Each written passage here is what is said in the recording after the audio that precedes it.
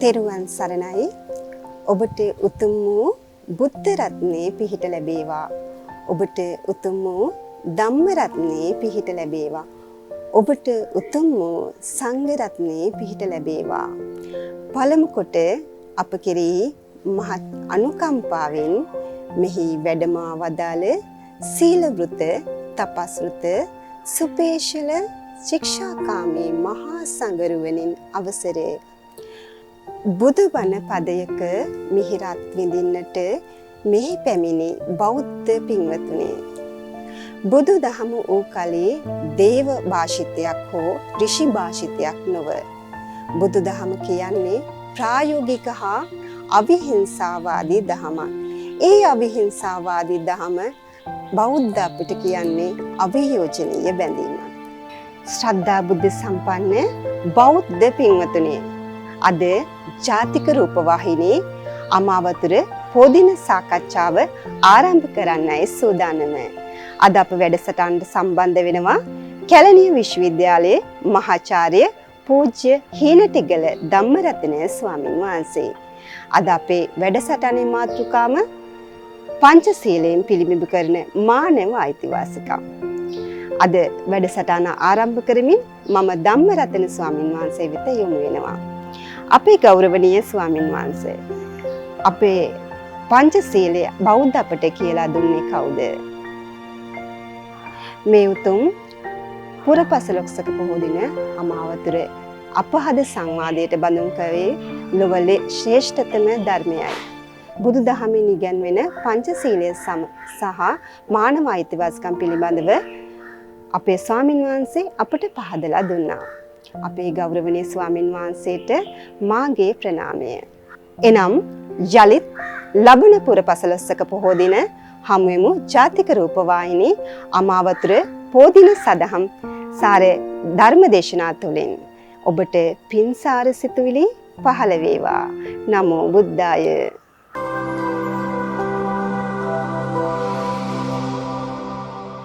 පාට සුවඳ එක වගේ තිබෙන රෝස මල වගේ කීකරු පොඩි ළමයාගේ කවුරුත් පවසතියගේ. මේ කොළඹ සීවලි මධ්‍ය මහාවිද්‍යාලයේ 2025 ලෝක ළමා දිනය සැමරීමේ උත්සවය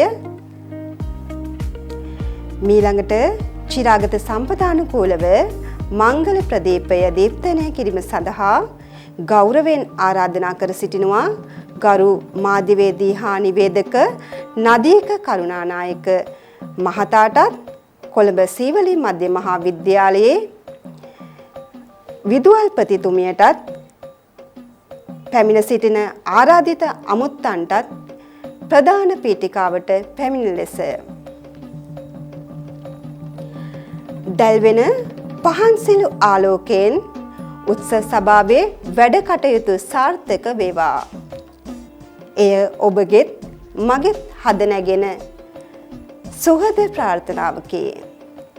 මංගල පහන දීප්තනය කළ ඔබ දෙදෙනාට සහ පැමිණ සිටින ආරාධිත අමුත්තන්ට ස්තුතියි.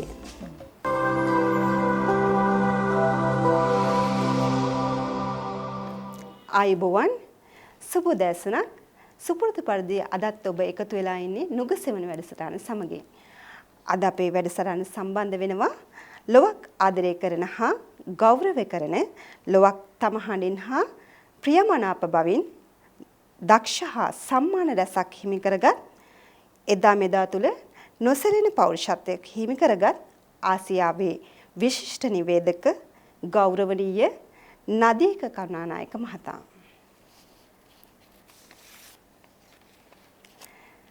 අද සුහද කතා බහට එක් වූයේ විසිර පවන ස්වදේශීය සේවය චැනල්ලයි ගුවන් විදුලිය ස්වර්ණවාහිනිය රූපවාහිනිය වැනි නාලිකාවන්හි නිවේදක සම්මානීය ගෞරවනීය නදීක කරුණානායක මහතා සමග අපි ඔබට ප්‍රාර්ථනා කරනවා ඔබගේ ඉදිරි වැඩ කටයුතු සාර්ථක වෙන්න කියලා. ආයුබෝවන්.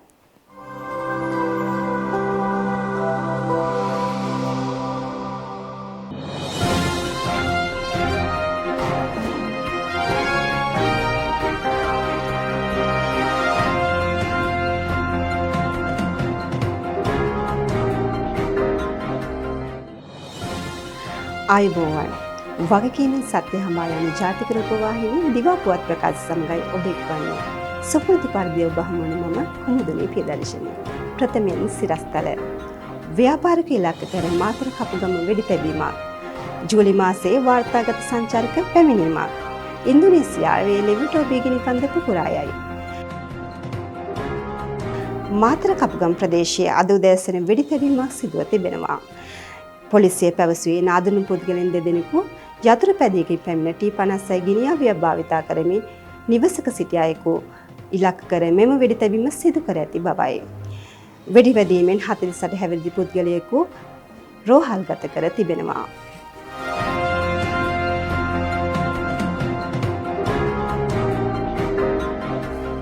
දැන් විදේශ පුවත්.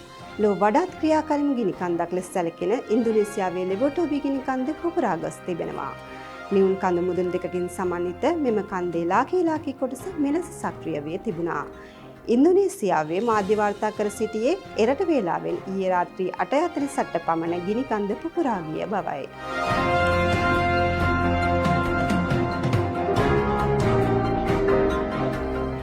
දැන් ක්‍රීඩා පුවත්. ශ්‍රී ලංකා ක්‍රිකට් ආයතනය මූල අර්බුදයට ලක්ව ඇති බවට පළවුණු වාර්තා අසත්‍ය සහ පදනම් විරහිත බව ශ්‍රී ලංකා ක්‍රිකට් ආයතනය විසින් පවසනවා. නිවේදනයක් නිකුත් කරමින් එම ආයතනය පවසන්නේ ICC තරගාවලි සත්කාරත්වය සඳහා ශ්‍රී ලංකාව හොඳ සූදානමකින් පසුවන බවයි. දැන් ප්‍රවෘත්ති නිමයි. ආයුබෝවන්.